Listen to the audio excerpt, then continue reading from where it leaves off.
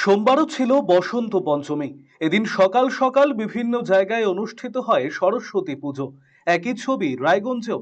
রায়গঞ্জের সুদর্শনপুর বটতলা হরিসভা মন্দির প্রাঙ্গণে সরস্বতী পুজোর আয়োজন করেছিলেন এলাকার ছাত্রছাত্রীরা। তারা মিলিতভাবে সরস্বতী পুজোর যাবতীয় কাজকর্ম সম্পন্ন করেন।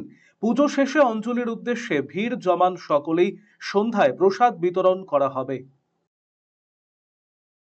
আমরা হলো এবার প্রথমবার পূজা করছি দাদাদের সাথে। আগেও আমরা পূজা করছি ছোটো করে, কিন্তু এবার একটু বড় করে পূজা করা হচ্ছে সুদর্শনপুর হরিসভা বটতলা থেকে। তো এখন পূজা শুরু হলো সন্ধ্যার দিকে খিচুড়ি দেওয়া হবে, বিতরণ করা হবে। তো আমরা পূজা করছি, যেন আমরা ছাত্ররা মিলে সব পূজা করছি। বাইরেও পূজা হয়, এখানেও পূজা করছি।